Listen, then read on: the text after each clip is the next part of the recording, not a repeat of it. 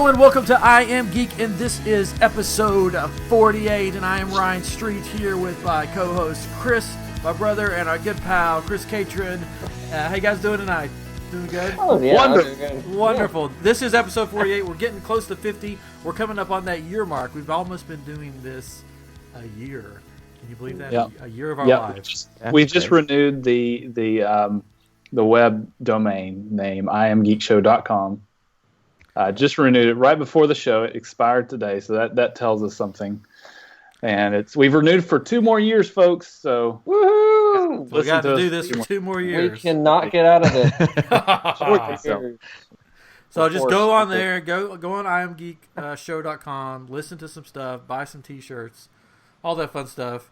But tonight, again, we say it seems like it's become a weekly thing now. We're opening Chris's Animator's Vault, and he's bringing out one of his friends to be on the show yet again. He's got him. He stores them in there or something. It's bigger than the Disney Vault, I think. It's a nice place. I'm running low, though, on friends, I'm pretty sure. Well, got to restock it. Get out there. Anyways, but if you are listening to this, which means you're probably a geek of some sort, you have definitely probably watched at least one, probably more of the movies that our guest has had a part in creating. He is animated on such movies as Guardians of the Galaxy Volume 2, Zootopia, Big Hero 6, Amazing Spider-Man 2, Cloudy with a Chance of Meatballs 2, Hotel Transylvania, The Amazing Spider-Man. I could go on and on. He's also done Rock Dog. Well, I wasn't gonna bring it down, but if we're gonna, sorry, you gotta kind of weigh it in there, make sure you know. It depends if you consider what I did animation on that one. That is true. I saw what he did. And yeah. But anyways, not only has he done movies, but he's also done video games. Popular Crysis 2 and Red Dead Redemption. Our guest tonight is Alex Snow. Hey, Alex, how you doing? Hey, how you going? How's it going? I'm almost able to make a sentence. Coherent sentence. It sounded really impressive coming from you. Oh, good. So when I think about it, I'm like, I did work on that. Yeah. Oh, yeah. I tried. It's just a blur. I mean, I was going to leave out Rock Dog to really boost your ego, and then Chris just had to bring it down. No, you did Rock Dog, too. Remember that movie? I got to bring it down. Yeah. That's fair. Now, it's still fun. When I Googled the IMDb, because I wanted to see what all you did, there was 2 that popped up, and I had a hard time figuring out which one was you, because there was this Alex Snow that did all these movies, and then there was Alex Snow, the Shark Wrangler, and I'm like, which one is it? Is it the Shark Wrangler? It's both. It's both. It's both. Yeah, amazing. It's tough, but in every contract I have to get like from 3:30 to 4:30 off. Those are when the sharks get a little too wild. I don't know. I have no idea who that is. Yeah. There's always another one. When I was in college, there was another one. That's why I like a lot of my stuff is Alexander M. Snow. Gotcha. Because at college it was like there was another Alexander Snow in animation, and I was like, well, if he's a few grades above me, so he's gonna hit it first. And then I don't think he ever did anything. I don't know where he ended up, but he will forever have cosmic chaos. You absorbed him into yourself. Yeah. There can only be one. Yeah. Wow. Yeah, but there's always another one. And you should take credit for the Shark Wrangler. That's pretty cool. Like, sometimes I'd probably rather be Shark Wrangler. I think that'd be more impressive to some people. Outside, I think the job title is about the same sometimes, so I think that's about right. Yeah. If I ever become a supervisor, that's what I force people to call me. Shark Wrangler. Shark Wrangler. That's the credit in the movie. Nice. Well, not only have you Shark Wrangler. You do it all. Making the cartoons and doing it and wrangling sharks. So not only do you have this impressive resume in front of us here, which I didn't even name all of them, but like our guest last week, you've sort of ventured off and sort of started with some of your buddies, some of your friends, started your own stuff that you're working on to put out into the public eye. And you chose some characters that, it's big shoes to fill. You chose Batman, Superman, Robin, and Poison Ivy, I believe, right? Those are the four characters. And I know I'm going to mispronounce this, but I'm just going to say it anyways. It's called the Vinok's Apatite. Sounds good. That's how I'm saying it. Yeah. I'm also probably mispronouncing it. I can explain the name a little bit. Basically, the story revolves around mainly Poison Ivy and Batman, and then there's a little bit of Superman, and then Robin's kind of like a guest appearance, at least as of now. But we wanted to include her in the poster, and it just fit right. But Vinok's Apatite is Vinok is Ukrainian word for a flower wreath or a flower crown, basically, and apatite is a green, usually green gem. And so the story is based around Poison Ivy breaks into what I'm calling the Gotham Museum of Art, like Goma, and she breaks in, steals this jeweled crown, this jeweled flower crown. And that's kind of where the story starts. So you can see in like the Indiegogo video of her kind of coming in. That's the first time we see a character of her coming in and kind of seeing the crown for the first time. And then she tries to steal it. Batman shows up, and the short kind of continues. Cool. And for those that haven't seen it, it's 2D animation, which looks awesome. Yeah, the style so is amazing. nice. Is it just Indiegogo.com / That's a whole bunch of stuff. / a whole bunch of stuff? We'll put it in the I'm sure if description. okay, cool. Yeah. And if you type Vinok's Apatite, it's the only one. Yeah. And I just thought it sounded cool. It sounded like a monster that's hungry. So I was like, that sounds cool. And then it has a meaning. But yeah, if you look Indiegogo Vinok's Apatite, I'm sure it will pop up and be an image of Man and Superman. Yeah. I love the style. What made you decide to go sort of this style for the animation? So right now I'm trying to, like, outside of work, experiment and grow as kind of the director creator role. Kind of like leading a team and learning from that, and also learning from directing. Kind of give yourself your own opportunities. And a little while, 2 years ago, coming up on 2 years ago, I released a quick kind of proof of concept for a show idea I created. And that was kind of my first adventure into this film, and I had a lot of fun, and I met a lot of great artists by doing that. That one's called Koji.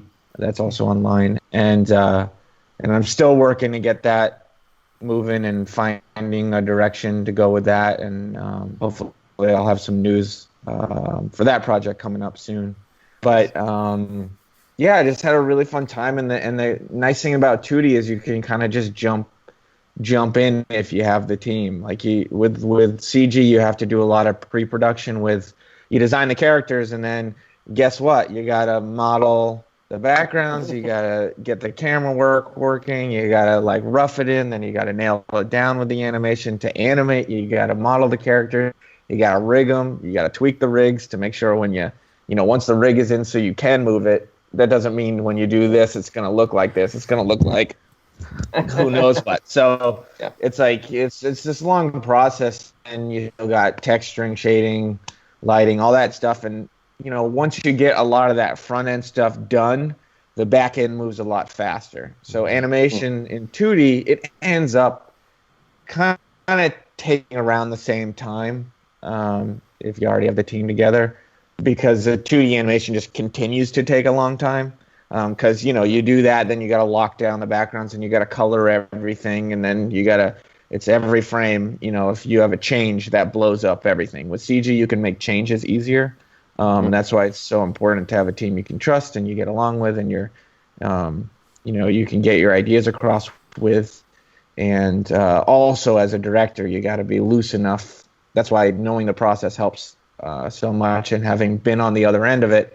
Even in CG, you get notes that you're like, this person does not understand what it takes, to do that note. If they also just like when there's a big project, budgets kind of get lost. And so doing these things, you see how efficient you can be. And I mean, something like Vinok is probably runtime is 5 to 8 minutes. We're gonna tighten stuff up. We're gonna figure that out, but it's pretty long. So like Koji ID was about 30 seconds.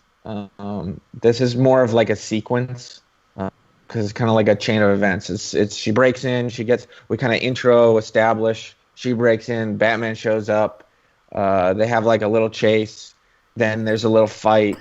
Then she kind of like something happens. Superman shows up, some jokes, and then they're off. And then maybe post credits, a quick snippet. So we're like looking at between 4 and 8 minutes. But for like a TV show of high quality, that price tag is huge, and the quality is nowhere near what we're aiming for, because we're kind of trying to hit that like Disney or even further quality wise, now that we're able to hit that, because there's so many great tools like TV Paint and things like that, which kind of make things a little faster.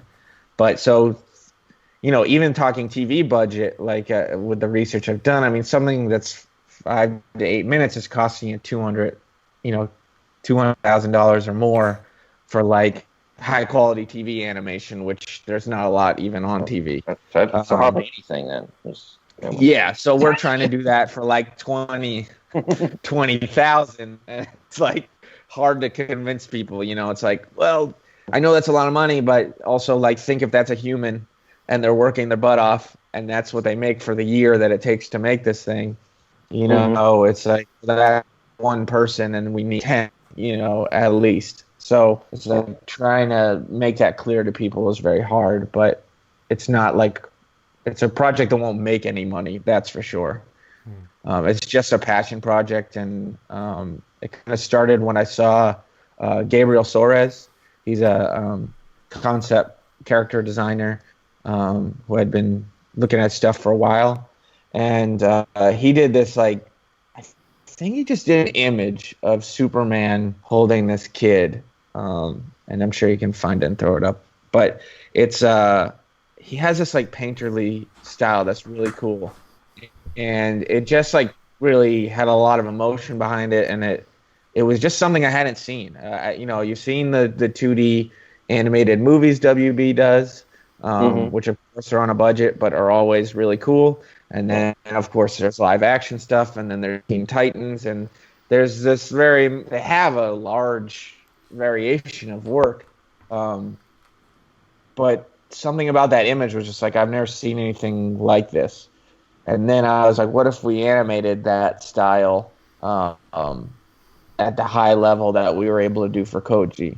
So that's kind of where it started. I don't know where it will end up, because I'm trying to do this for once, try to be budget for myself. But I don't know if we're going to be able to do that color style or not, and whether that's in the budget I'm even asking for, I'm not sure. But that's kind of the goal. It's just that kind of sparked I bet we could do something cool and do some redesigns that would make it unique, and we could do something fun that kind of captured the feeling like I got when I would see the intro to Batman the Animated Series, where you're just like, whoa, why does the show not look like that? As a kid, you're like, why? And as an adult, you're like, oh, I know why. 8 times as much in the whole episode. But kind of that, and then like, it doesn't just because it's cool and fun doesn't mean it can't, or just because it's cool action doesn't mean it can't be fun.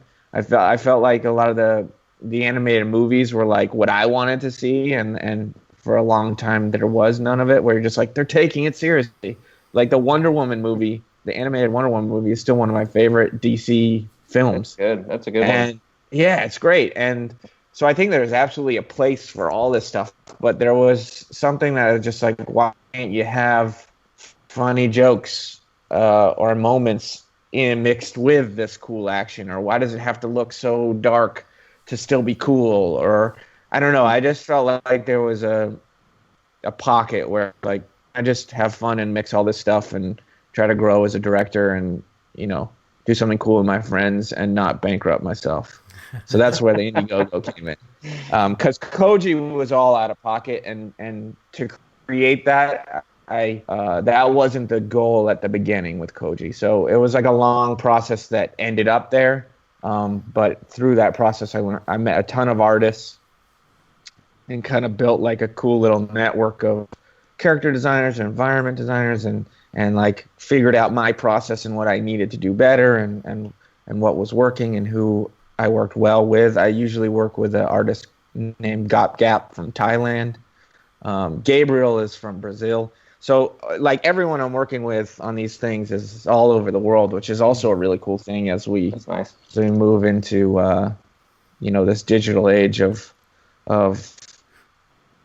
collaborating and remote work and things like that. It's like, wow, this, there are things about it that are definitely less efficient, but there are also things that you couldn't do. Like there's only one of him, and we just click. Like me and Gob Gap work on a ton of stuff together. We have a book coming out, a kid's book coming out later this year, hopefully. Oh, nice. Yeah, we did 2 of them, but I don't know if both are coming out this year. And he might be part of another thing. And yeah, I mean, these other artists, these animators and stuff like that. Some I met on Koji, some I met at Blue Sky and Disney and other places. And the team will have to grow as well, again, from the internet. And all these platforms have been really, really cool at finding artists. And yeah, you just go, like, when I was doing Koji, it was just like, you just trickle down the rabbit hole. You're like, oh, this person's stuff is really cool. Who else are they following? And then you're like, oh. And then you just like follow the followers down into the depths. And next thing you know, you're like, one thing I like to discover was just like to stop being scared to reach out to people who you thought just were awesome. And so that's been a cool thing too. Like I've reached out to a couple people where I'm just like, they're not going to respond, and that's okay. But at first I might think, like, I kind of thought, like, I didn't think they wouldn't respond. I thought they would respond and be mean or something. And it's like, I'm sorry. But people in this community are just so nice and willing to, explain the situation or give you their thoughts. I mean, it's been really cool. Cool. Well, I love that you went with Poison Ivy as the villain, because you don't see much of her, and I like that you're sort of putting her up front as the main villain and not like a sub villain or something. But I like that. Yeah, pretty cool. Yeah, absolutely. And she's in the whole thing. She's the first character you see, and she's almost the last character you see. And so for her, it was important. She's obviously like the most redesigned. Like the other guys is like more proportions and taking things from my favorite. Like Superman is like belt, underpants, no underpants. What kind of belt? Like the symbol, of course, is the most important. And we did like a Kingdom Come, but like a friendly one. But it was like important that it still felt like an end to me. As opposed to as abstract as Kingdom Come is, even though I think it's super cool in Kingdom Come, but it just didn't fit our short. Isn't quite that serious. So, and Batman, same thing. It's like we went, like GG exaggerated the proportions of his belt. And, we tried like different types of underwear, and then we didn't do it. And so it was a process, but it was like a smaller detailed thing. Whereas Ivy she's like a complete redesign. Her outfit, her attitude, her proportions. It was important for me that she felt like a character that you would be like, she's cool, as opposed to just like, look at that sexy person. Like, hope she doesn't kiss me. Oh my God, I hope she doesn't kiss me. It's like, what? Like, this is 2018. That's hope she doesn't kiss me, and that's it. You're done. Yeah, I couldn't even think. When I was trying to think of her powers, I was like, what? Like, what can she do? She kisses you and it's poison. She's like, she makes plants come out of like the ground, like conveniently. Like, I was like, that was the kissing thing wasn't cool to me as a kid. And as an adult in 2018, I'm like, I feel like that's not okay. Like that is the only feature of your female character. But the Vine stuff was always the cool thing. Yeah. Oh yeah. Oh, it's almost like a character who can talk to animals, right? It's like, whoa, she's controlling something we have no control over. And it was like, there's so many different kinds of plants, but it was like, where are they coming from? Like, you can't just be in a bank and be like, and it's just like, oh, here they are, and you're like, what? Like, Yes. we're not in a greenhouse, or she had to be like conveniently in a park or a greenhouse. Yeah, in to, the like, animated fight. series, yeah, they always like, okay, the fart, the fart, Fart. the fight, The put her in the fart is in the park. park. The fight is in a greenhouse. It's Yeah. a giant greenhouse that Yeah. no one ever goes to, or Yeah. only she goes to. She's creating poison. She's doing it. So what we did was, and you can kind of see it in the Indiegogo shots, but we didn't lose the vines. They're definitely still very much apart. But what I did was I gave her kind of like this. It's almost like Green Lantern-ish power, where she carries a sack of beans. It's like Green Lantern Gambit had a baby with Poison Ivy. So it's like she carries a sack of beans, like little Nice. lima beans, and she basically has the power to like Gambit. Like, he can make anything explode, but he carries the cards because they're easy to toss in there. He can hold a lot of them in a small package, right? So it's like, I guess if we thought it through longer, maybe she could make this happen to other things, but at least within the short, she kind of uses these beans the whole time. She basically enchants them and kind of creates all different stuff out of these plants. Everything's plant-based. It's still very much ivy, but it's all vegan. That she has it's all vegan, GMO-free. But yeah, so she's got the vines helping her come in, kind of ribbon dancer style. That's And cool. then she helps it, like, it holds the case while she steals the crown, and then she puts a bean in, and it kind of becomes a crown, like, replacement. And it's obviously not made of gems. It's like it's made of the plants. It's very Indiana Jones. And then like later you see in that shot where Batman's dodging the vines, like, she throws them, they're kind of just like coming at him and kind of closing him off. And then later we see, like, she actually creates like creatures and goons and like a way to escape and things like that. So you see a little bit more of it. It's not fully like, it definitely feels like it has more potential. Yeah. But it felt like a thing that was like a kid or a person would see that and, oh, like, I want what I create. Kind of like Green Lantern. The first thing is like, what would you create? You know, because it's all from your mind.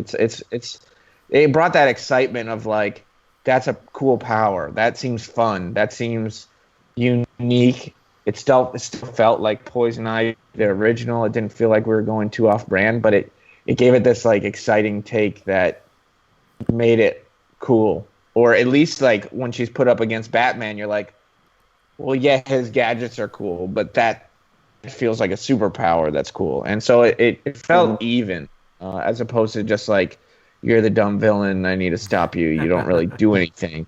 And obviously Batman has like some of the best bad guys, which is what makes Batman so cool. So I also felt like I had to make the bad guy cool, because Batman's just Batman, which is very cool, but very much Batman.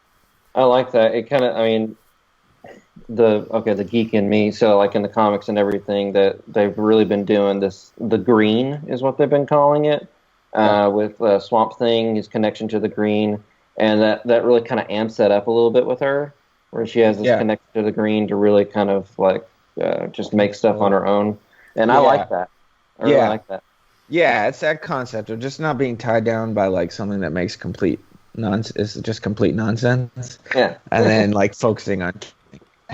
But also, just like proportion and style wise, we wanted to make her someone that girls could look up to, and even guys and boys could be like that.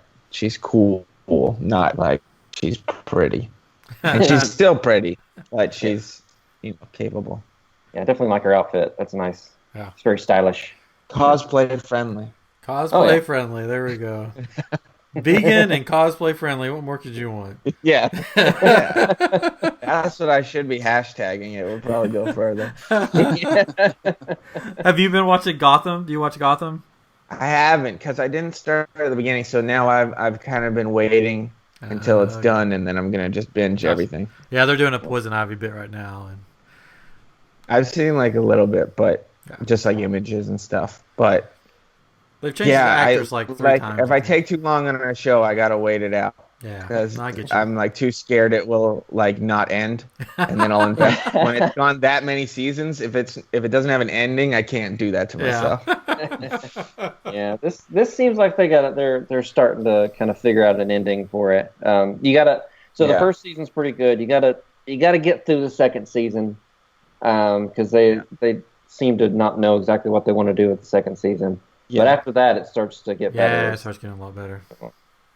Nice. Nice. Cool. So, out of all your, besides the Batman, Vinok's Apatite, besides that, back to your other stuff. Do you have like a favorite of something that you worked on that you're like, man, that was like a really fun project to work on, within the realm of sort of this of being an animator? Yeah. Everything with Chris was the worst. Everything else was really good. No, that makes sense. No, That makes a lot of sense. Utopia was probably the movie I'm the most proud of, like the end result. And one of the, like, I had a really good time working on it as well. And so that's probably the top overall for me. But Cloudy with a Chance of Meatballs 2 was off the top of my head my best experience. Gotcha.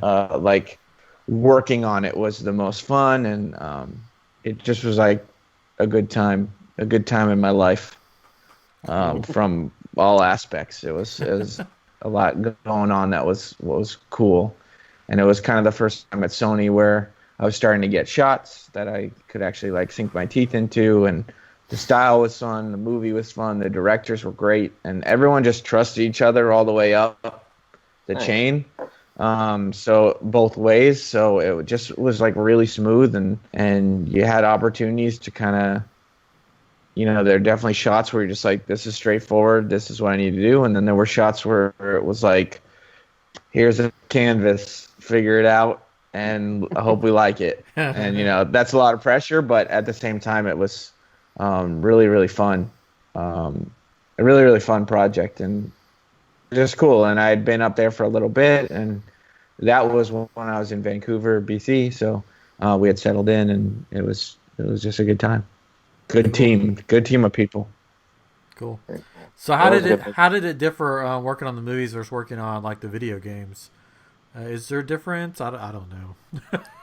Yeah, like process wise, there's a big difference.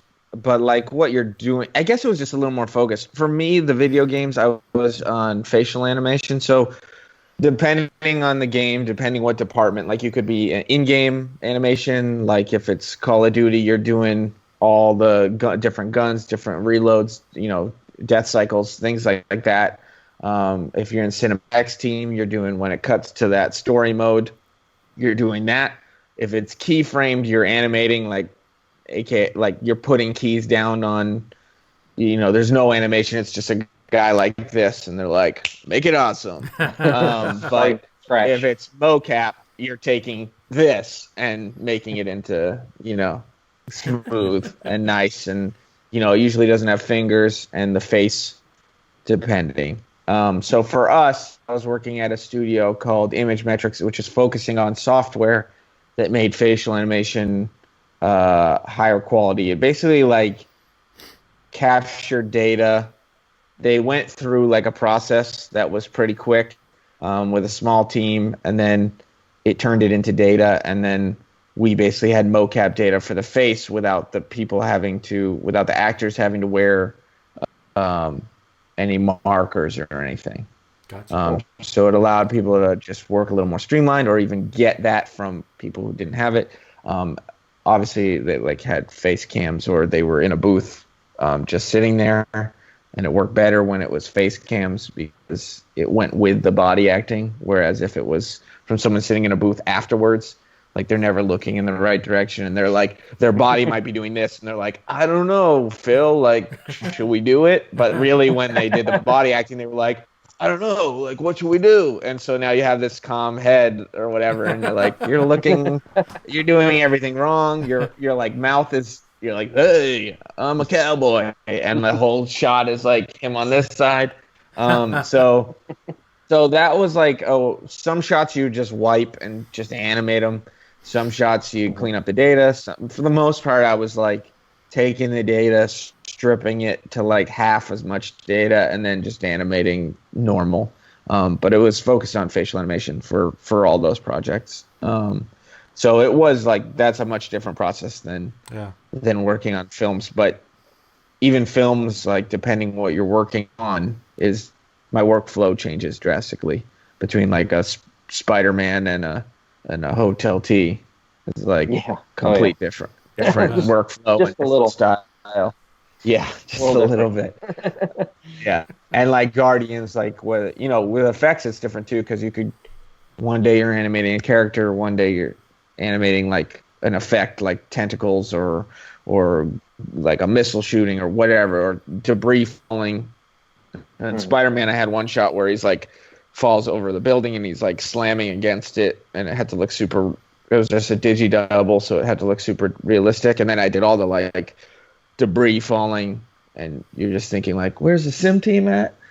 Simulation team, like, hey, can I get some simulation over here? But you're like, I was animating all that stuff, like satellite dishes falling and all this stuff and things coming at the screen. And so like one day animating character, you're thinking about how bodies move, and the next minute you're like, how is this breaking and falling, and how do I have it hit the screen, because it has to be the wipe, but make that natural that this thing just perfectly slammed into camera, so it's definitely like a mind shift even within the same shot sometimes. But it was cool. Like, games was different too, because you do your thing and then you put it in the engine, and then it would look completely different as well, because of the workflow we were doing. So depending what you're doing, that's not always the case. And the engines now are so crazy good.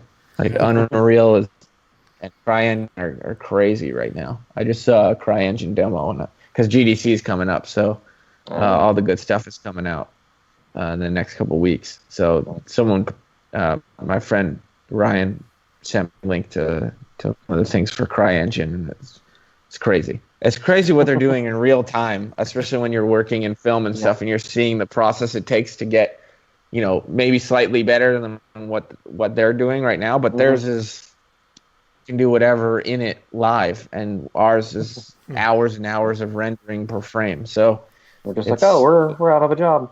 Yeah, I mean, well, I don't know out yet, but shifting for sure. Skynet is here. Our AR advertisements aren't going to animate themselves yet. So.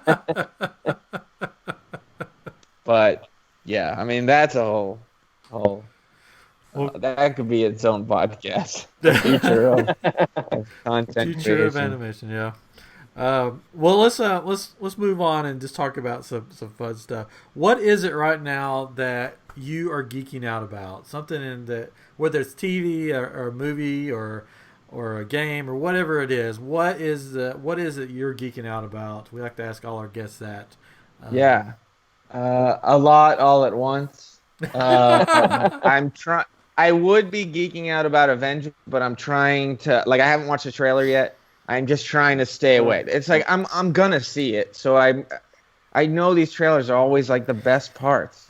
It's like either the best story moments or the best parts, or now trailers are so good sometimes when they actually put time into them that then I'm disappointed in them. Like, I didn't watch any of the Star Wars, the latest Star Wars, Last Jedi, like past the first one, and I saw the movie, and I could talk about that for too long as well. I could too. Let's just say I wasn't satisfied. You're in a room. You're right now. You're with fellow people that are not satisfied. Okay. So then I watched the trailer, the main trailer after already talking about my opinions with people and stuff like that, of how I thought this should be the focus and this should be that and blah blah blah blah. And then I see the trailer, and it's everything I wanted the movie to be. Yeah. And I'm like, thank God I didn't see this, because I would have even more been in the theater being like, what are we doing over here, guys? Like, what the heck am I watching? So it can work against you, and I don't want that for Avengers too. I don't want to see a trailer that's like, this is everything I want it to be, and then go in that theater and watch a movie that's an hour too long, like every movie I've sat in the last year, and been like, what did I just do? Yeah, if you see the trailer, you're going to think, this is everything I want it to be, because it is a really good trailer. I mean, to be fair, I think Avengers will be a lot of what I want it to be, and it's 2 parts.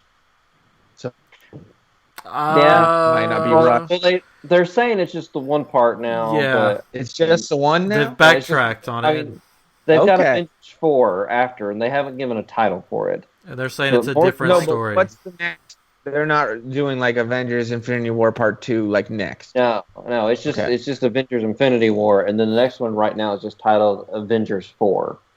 And they're not really saying what it's about. They're saying it's a different story. The Wasp. The Wasp. Falcon. Bucky. Who's gonna be the next Captain America? Basically, I think it's going to be called New Avengers. Yeah. I think it's going to be called Avengers 4, the Hawkeye movie everybody's been waiting for. I think it'll be Avengers 4. Sorry about showing that weird X-Men Mutants trailer that scares everybody accidentally in your kids' movies. Have you seen that? Yeah. It's creepy. I didn't know what that... I went to Ragnarok and that played, and I'm surrounded by kids, and I'm just like... Because people are bringing their, like, 5-year-olds to Marvel movies, right? Or younger, because Star Wars and comics are for kids, even though it's all, like, extreme violence and death, and, like, swearing and whatever. But, yeah, that came on, and I was just like, oh, my God, like, this is weird. And then I look over, and all the kids are like, parents are covering the kids. I'm like, you can't show that. It's cool that they're doing it, if that's still happening, but I don't know if that's your, like, the market you're trying to hit. Yeah. Well, the funny thing about trailers to me also is that you mentioned watching the trailer, that a lot of the trailers, the stuff that's in them, are not even in the movies anymore. Yeah. Yeah. Well... To be fair, to come to the defense of filmmaking, they're meant to be in the movie, and then they're taken out, hopefully for the betterment of the movie, or they're just like, we need stuff, and they're making those decisions like before they even know what the story is. They're just like, we definitely need Thanos grabbing Captain America, and it's like, that's the only thing I've seen from the trailer. And then it's like, I don't know, like, you make that decision, and then who knows if that actually plays out, or you cut something from the beginning, and then that doesn't make sense. But a lot of these trailers, a lot of the time, it's good stuff. Yeah, a lot of these trailers are made by different companies. Even like, they're not made by like Sony or Marvel or anything. They just have, okay, these are the finished shots that we have. Make a trailer out of it. Yeah, and like, the director has no say in that stuff a lot of the time either, because they're busy trying to make the movie that they've had 3 years to make and they're trying to make it in 2 months. Yeah, that's how we ended up with Suicide Squad. Yeah. I'm old school. That's like, hey, we have a turd. Let me do what I can to sell it. I still haven't seen it. It's not too bad. I feel like it's not too bad. No. I don't know, man. I don't think it's up my alley. I even those trailers, I was like, I don't think this is gonna end. Like, even when they were announcing who was gonna be in it, just like character wise, I was like, I don't.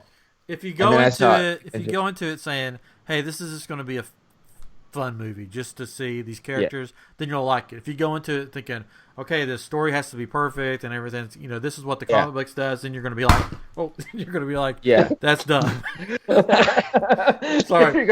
That's fair. Toss your desk over.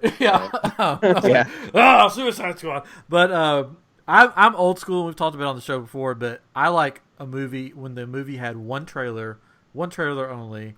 Yeah. It left a mystery, but it made you want to see it. And I feel like today it's like teaser for a teaser trailer and 16 different trailers.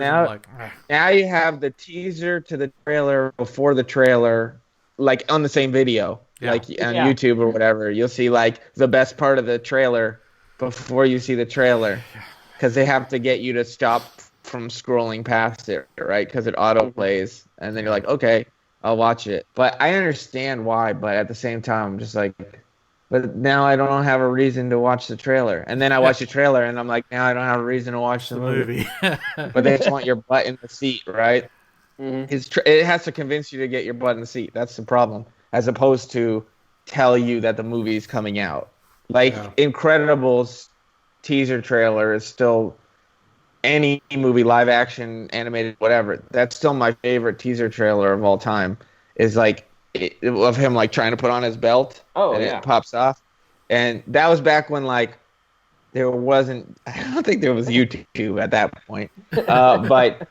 I don't think. But it was like Pixar movie would come out with the trailer to like the teaser of what the Pixar movie was going to be next year. Yeah. And so it was exciting to go see a Pixar movie because you got to see what the next movie would be. It was like, this is the only way to see what it's going to be until this thing's on DVD, which used to take a year. I remember waiting for Jurassic Park to come out on VHS, and I was just like, it probably took like a year. But as a kid, it felt like it took like 8. And then it finally came out, and I was just like, oh, my God, it's finally here. It definitely took longer. Longer than now. Now it's like 3 months. Well, I mean, Jumanji is still out in some theaters, and you can watch it at home. Yeah. So is Greatest Showman. It's still playing out there, and it just came out on iTunes. Oscar buzz. You got to get people who are still interested. What did you think of Justice League? I don't know if you guys talked, but go ahead, Chris. Take it, Chris. I enjoyed it. There were certain things about it I enjoyed. There's definitely stuff that like you can tell the two directors had their hands in it, and you can tell there was just like story wise there were just things that didn't quite click yet, and they were trying to like they were already trying to reset things they did in other movies. But overall, I had a fun time with it. The Superman Flash scene, like the Superman fighting the team, was awesome. I loved that scene. Yeah, it's great. Like I want the whole movie like this. Yes. I think that's why you end up with the movie like that, though, is because they make that scene. They're like, I want a whole movie like this, and then they forget about writing a movie. Well, I mean, it's just that it seemed like it was okay. It was okay. It was a fun movie. I didn't like the bad guy, the villain. I thought it was just dumb. Generic video game villain. Yeah. It was, to begin with, I mean, it's not the best villain to pick. It's Steppenwolf. I mean, like, even in the comics, I mean, in the animated shows, he's more of a joke than anything. I mean, I don't understand how. I mean, it's just a rush, right? It's like, it's doing all the wrong things. It's like, hey, look what they're doing. We need to do that, instead of like, hey, why are people interested in that? Oh, because they did all this stuff. It's like this. Marvel started out with the best movie that they've made, as far as I'm concerned. Iron Man is the best movie they've ever made, and it led up to Avengers. Because you're attached to the characters and you've made continuously good movies that attach you to the characters. So then you're like, oh, it's all my characters that I've invested time in that I care about. Instead of, hey, we've made 2 movies, you hated half of them. Now you get to watch one that was rushed together with 2 directors, and it's more the same of like, those things you didn't like about those other ones, how they were too long and didn't have any story connecting these couple trailer moments. It's like that. And you're like, well, like, yes, it's cool and it has cool moments, but they're still not. They don't care about the characters. That's why it frustrates me. It's like, you just spent 3 hours and you didn't tell me anything about anybody, and everything was just a quick solve to get to the next. The whole Superman, how they got Superman awake. Superman's death itself is how are we already using Superman's death? One. And then how is he coming back with like someone saying clear? Like, Superman's dead. Get the defibrillator. Okay, he's back. Like, wait, what? Like, this has only been basically 30 minutes between him dying and him coming back, and it's crazy. Like, I want it to be successful. I want people. I want them to make something that's just good. I want to go into and be like, I don't know about this one. And then just be like, What? They did it. That's why I like seeing the animated stuff, like the animated Wonder Woman movie, and then even the live action Wonder Woman movie, which I think borrowed heavily from that. And I'm like, I like that one a lot. But I don't think the live action Wonder Woman movie is anywhere close to the animated one. Visually, it's great, and the acting was fine, but like the story and how it plays out is just like, it was just, and it's been a while since I've seen that, to be fair, but it just like played so much more like a movie that had been like, the beats had been thought out, and the character, you cared about the character, and you followed the character. And Wonder Woman, like, I think is probably the best live action or live action DC movie they've released, but it's still left me with like a lot to be desired. And I know that's like a huge movie for women and a huge success for DC, because I like I said, I think it's the best one they've done. But it's just like, well, you could have even done even better. Like, and you did it right there. So that's frustrating to me, but it's cool to see these. I mean, as a nerd, like, it's just, I remember watching the Captain America on the motorcycle movie. I think it's the one where he like steals the car, and like the Spider-Man where, it's just like they're turning, it's old Batman style where they're like turning the camera sideways. Those were like the only two Marvel movies. There were no DC ones. There was just like Michael Keaton Batman, which was amazing. And then there was like TV Batman, which was like, I didn't land. That wasn't like my age group, because it was a little too old for me. And it was like, then when I got older, it was too cartoony, and it's like enjoyable for different reasons. But so until Nolan's Batman, it's like, it didn't feel like there were DC movies for me. But like live action. But I remember watching those Marvel ones. So then when Iron Man came out, I was just like, oh my God. And then they were like, you're not bankrupt, Marvel. Let's make 4,000 movies. I was like, yeah. So I'm just excited that these things are getting made. And they look, if there's one scene like Superman and Flash in there, I'm like, oh my God, that exists. And I can watch it 100 times. Yeah. So it's still cool. Yeah, I've got hopes for the DC. I mean, Jeff Johns is more heavily involved with it now. And he's always been involved with the animated movies. Yeah. And he's like a big creative force behind the comics. So I definitely have more hope that he's involved with that. I think the individual... Like that's what the S stands for, so... No. Hope. Hope, no.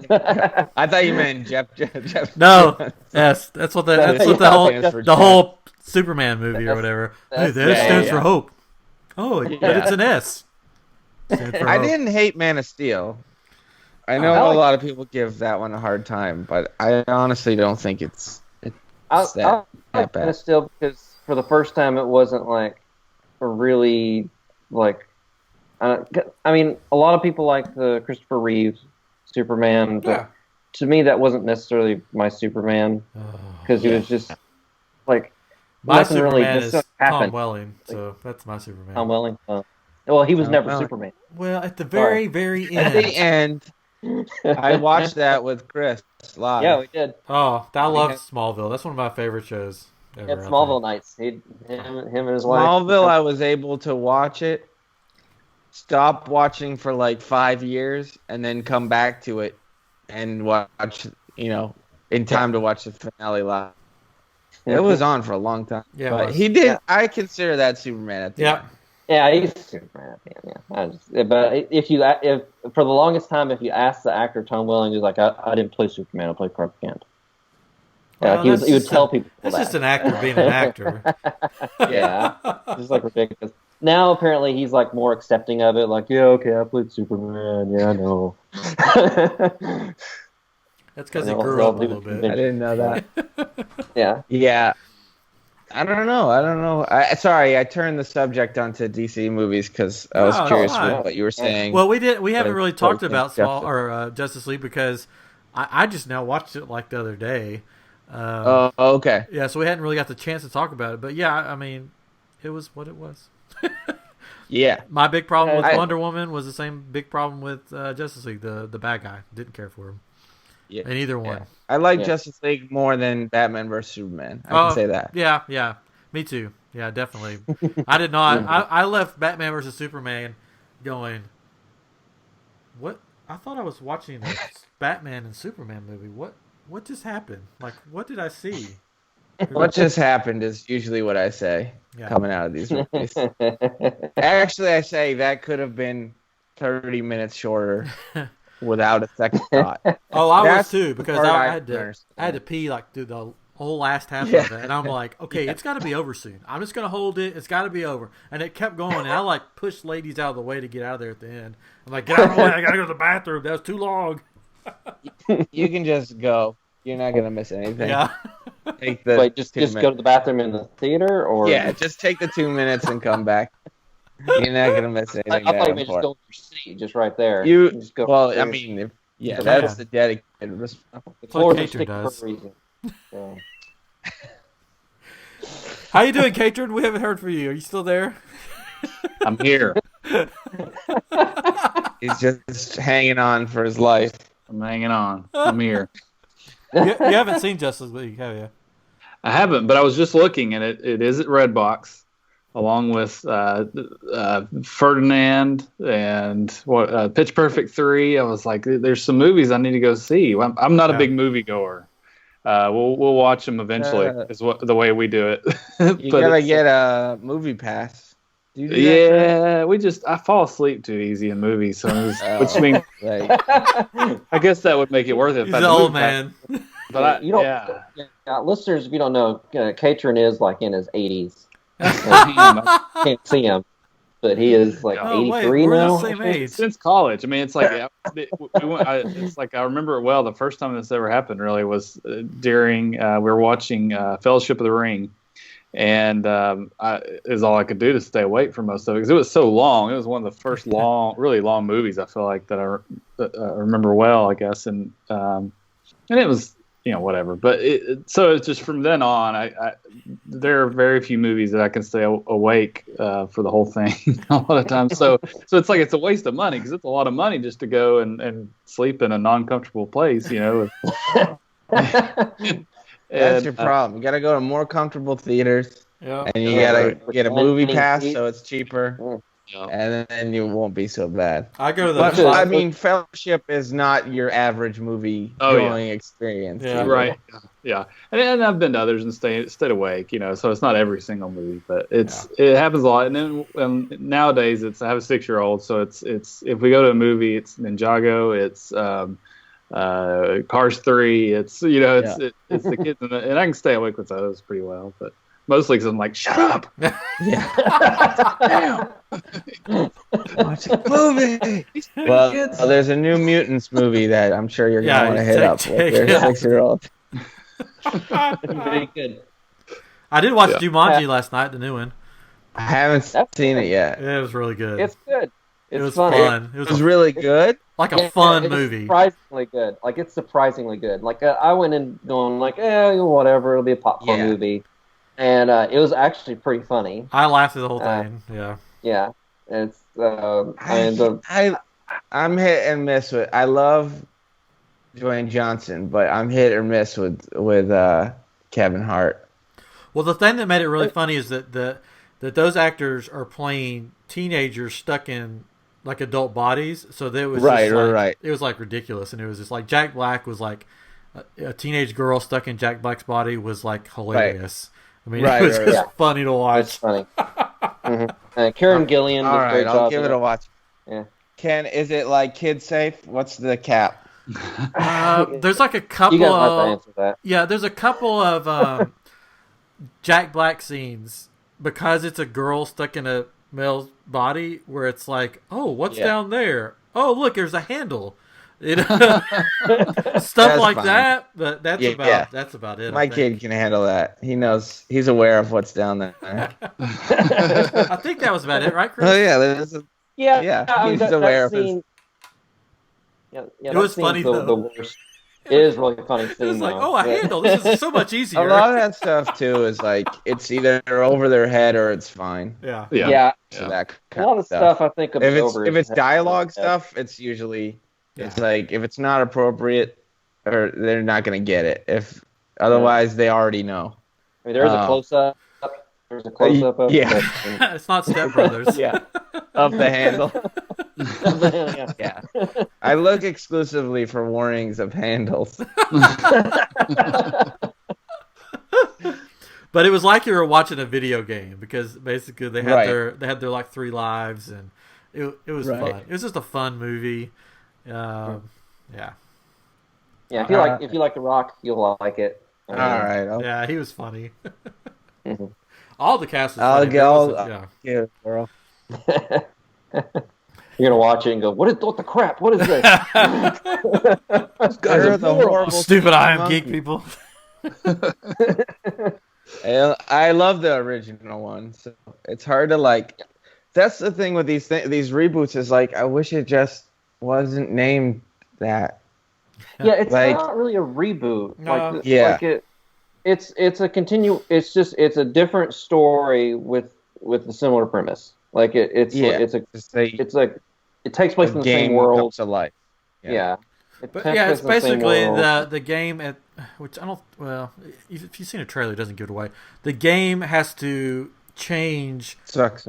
to be able for it to continue living. If you want to say it that way, because board games are out, so this game that's Right. a living thing has to turn into a video game, so people will feed Still off, play. so they can feed off of it or whatever. Yeah. Yeah. So it's a horror movie. It's a game that eats people. Yeah. Well, the first Wow. one is kind of a horror movie. Yeah. Like it could Yeah, it definitely have is. Yeah. turned. All those It could turn even darker than it was, but it was dark in its premise and like I don't know. I love the original, including the horrible CG monkeys and What do you mean? Wild Robin Williams. Those are amazing. Well, at the time they were. yeah. Those are better monkeys than Crystal Skull. What are you talking about? That's Kirsten Dunst, right? Yeah, Kirsten Dunst. Yeah. Yeah. Little I cutie. love that movie. Yeah, that. I mean, I feel that. I'm just gonna move past that. That's how I feel about the new It's Han fun. Solo. We're that age. That's fair. We're her same age, so when it came out, it's okay. Yeah, not for you to say it now, like you just watched it. Yeah. Oh no.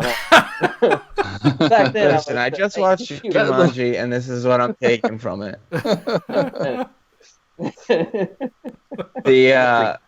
It's well, we knew that. That's how we feel. Like that's how I feel about the Han Solo trailer. Is I'm like, man, I would be so much more excited for this if this wasn't Han Solo. For me, I don't need it to be at all. Like, it doesn't do anything for me knowing that's, oh my God, this is Yeah. like, this is him young. Like, nothing that happens really forms him because this is who he is. It's just like, I don't need to know that. I thought that was kind of what the prequels showed is like, we don't need to know this about like every little thing. It's like, yeah, but why? But why? It's like, just, this is the universe. Like, that's what I'm kind of waiting for with Star Wars. It's just like, we get it. This is the universe. Let's explore some new characters. Let's see this other guy have an awesome movie. Like, why does it have to be Han Solo? That's what I liked about Rogue One, because it took like a whole, even though it was still in the same like storyline, it took a whole separate characters that we didn't know anything about, and we learned about them. Yeah. And it was a whole different, like, it was the war side of it, so it's different than the I want to be a Jedi side of it. And I mean, Force Awakens is up until they get on the Millennium Falcon is, I'm like, yeah, brand new characters. I like them. Mhm. I like those characters. I know this goes both ways. Like, some people prefer Rogue and some people hate one or the other.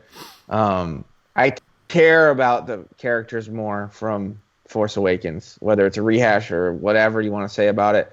I cared about those characters, at least Finn and kind of the main cast. But it's like with Rogue, I didn't quite care enough. There was like a lot of stuff thrown at me in a way that wasn't like very connected to the character. I compare it to like that team comes together in Rogue One compared to how the team comes together in Guardians of the Galaxy is vastly different. One is like every time it's like a spaceship going to a new planet, and then it's just like, hey, come with me. Yeah. And then like Guardians is like, hey, this feels natural, and like, oh, we're not all with each other right away, and oh, we all have a purpose and a goal and why we're here, and it seems thought out, and you seem invested, and there's enough variation that you like gravitate towards one, or at least they're serving a purpose. And with Rogue, I was like, this is fine, and it's cool that it's new people, but I don't care that as much as I would feel like I should. And then the way that ends and everything, I'm like, the whole purpose of this movie is like I should care about these characters, and otherwise this doesn't work. They're all dead now, so you don't have to care. They're all dead. All right, spoiler. Spoiler. Yeah, she said it. I didn't say it. But yeah, like that's if you're listening to this and you haven't seen Rogue One, then I'm sorry, that's your fault. You had 47 episodes to get on board. No, I mean that's like the ending didn't work for me. I was like, that's a bold choice and I like it, but it didn't work because I don't care about any of these people, and that's just me. I'm not saying. How dare you? Those two things put together. Yeah, like me hating the human race and you not developing the character. Just those two things. It's there's a lot of good things about that movie for sure. But for me, like if I were going to compare those two, for me personally, I gravitated towards the Force Awakens characters. I was on board with them very quickly. I like the Force Awakens characters. I mean, I liked them a lot. I loved them until Last Jedi, and then I didn't like them much anymore. Yeah. No, I'm with you. Yeah. That's the alternate universe. That's like Earth. I wish. Because I loved Finn and Poe. Yeah. And then I felt like for The Last Jedi, I was like, let's throw a little Benny Hill in here. You know, they're going to be our sort of goofy characters that run around in circles and go through doors and like Scooby-Doo. I don't know. But without like surrounding him with those characters, BB-8 couldn't have controlled the Walker. BB-8 does everything.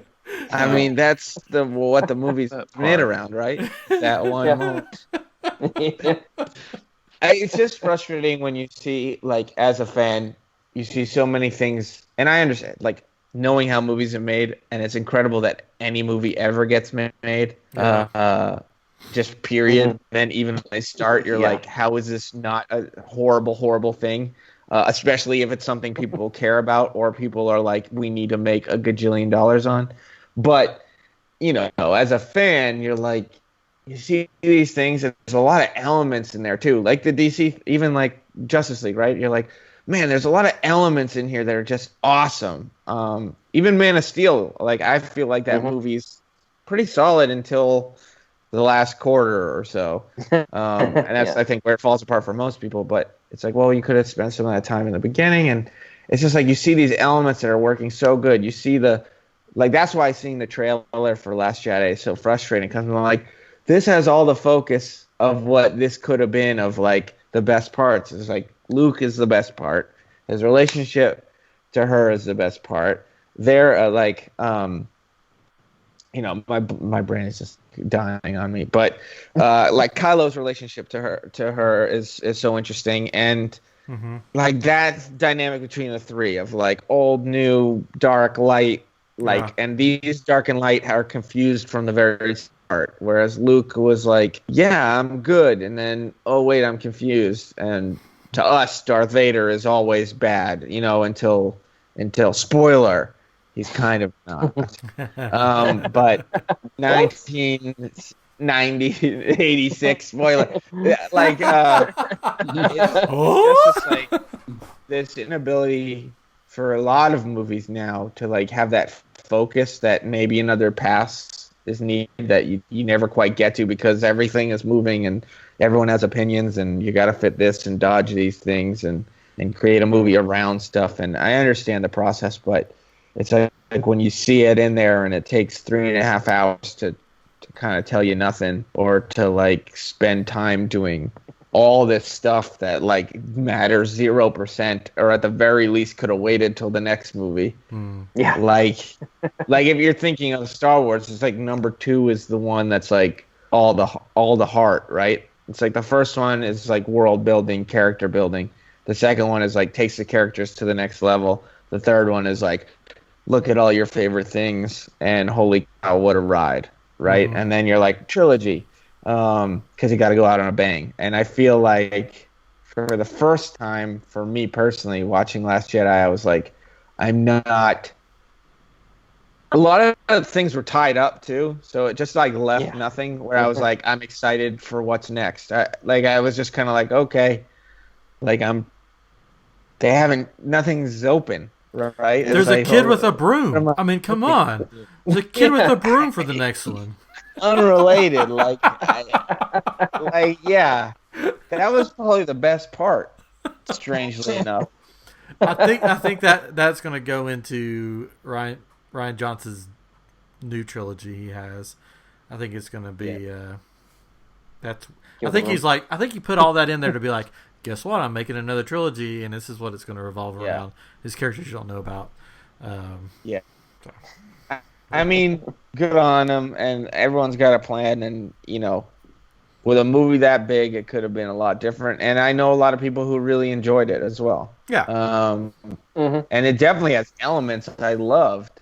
It just, again, that trailer, just make that movie, and I'm a happy man. But I'm sure other people would be unhappy, and a lot of my tastes are not, general market. That's very true. Let's please as many people as possible. I mean, with those big movies, you can't. Yeah. At this stage, you can't do that. It's like there's a reason. I mean, technically, that's a Disney movie. I was gonna say like Disney is great at knowing what the most people really like, and then pushing it a little bit further. So it's like vanilla plus, right? But you're never gonna get maybe they let Pixar do a little bit more, but even still, it's like it's too much of a risk to create what was that movie called? Now I'm blanking with Oscar Isaac with a robot. Oscar Isaac with a robot. Did he freeze? I think he's either frozen. Did everyone freeze? Oh, I think I've lost everybody. Well, everyone froze on me. So we've reached our hour mark anyways, and everybody's just dipping off. So I'm going to wrap it up. I'll try to get them back here in a minute. If I don't, thanks for joining us on. Are you guys back? There we are. No. Or not. I'm back. No, I'm back. Oh, there we go. There we go. Everybody froze. Ex Machina. So you could just cut it out now. It doesn't matter. The whole Oh, now I have to edit. No, I'll probably just leave it in. It was just me talking, saying so. I just left, right, and then I came back. Everybody froze on my end. Yeah. I just same. kept talking. So it has me going. Well, I guess everybody's gone. So I'll wrap it up. But we are. It's like an hour 8. So we need to wrap it up anyways. It's all Chris's fault. Yeah, it's all Chris's fault. It usually is. Hey, Chris, I did watch Coco again. I watched Coco for the first time. Uh-oh. I fell asleep during it. Sorry. I didn't work on it. So That's an Oscar winner. Okay. Yeah, I fell asleep, and then when I woke up and realized what was going on, I was like, "This is a kids' movie." I don't want to spoil it. It ended and shifted into another movie without him knowing. I just, I don't know. It was okay. I preferred the one that Chris worked on. Book of Life? Book of Life. I preferred Book of Life. Oh, thank you. I didn't fall asleep You have during to that say one. that. No, I didn't fall. I don't know. It's just. Yeah. There was murder. There was The whole plot was about a That's murder, and Best kind of movie. as a Pixar movie, I didn't like that. So Was I mean, I guess that's like. so I tossed it out there. That way I could put trying to think Coco of in other the Pixar movies with murder. I don't think. I mean, there's deaths in some because it's Disney. Well, and the everybody- villains. Yeah, but there's Yeah. not like Deaths in everything. there's not like straight up murder. Yeah.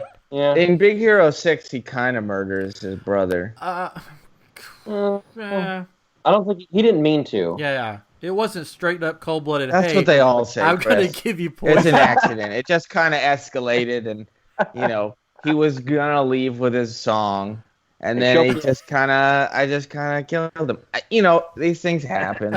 It was a churro. But I watched it with my 3-year-old. So I'm sitting there like, he's like, "Oh, what's going on?" I'm like, "Murder, son, straight up murder." I still remember. I know we're coming to an end, but now that we're on this topic, I still remember. I won't say what, but in theaters seeing Tarzan and how how that ends, and I was just like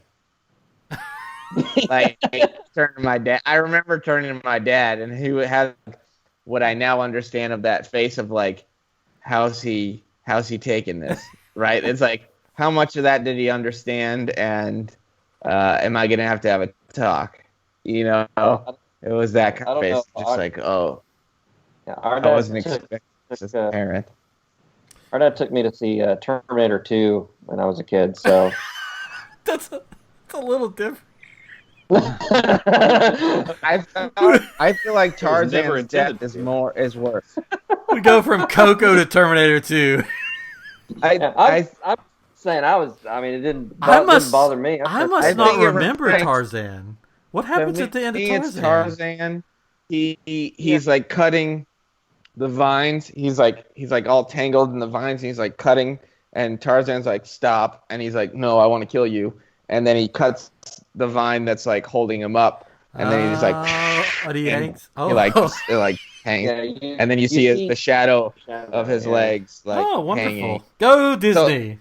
For me, that was like the most scarring, and then Terminator 2 was like so ridiculous that I didn't like click for me as a kid as like ultra violent. It was almost like a cartoon, which is weird because I'm saying it was darker than the cartoon, but or less dark than the cartoon. Yeah. But that one's like so like I saw it later, I guess. But We could do a whole episode on the movies that scarred us as children. yeah, seriously. I bet they'd be surprising. Yeah, they would be. Transformers the movie. It just scarred everybody. Yeah, but that's for a different way. Well, no, the cartoon, the animated one, Oh, not the. Yeah, is that the one Optimus with Optimus? Yeah, Optimus Yeah. died, and I apparently was bawling. During That's the one movie. that, My mom had- that's the one that like they cussed and everything. That was like the first animated Yeah. movie where they like cuss and the parents are like, "What is happening?" We've got robots dying and cussing and.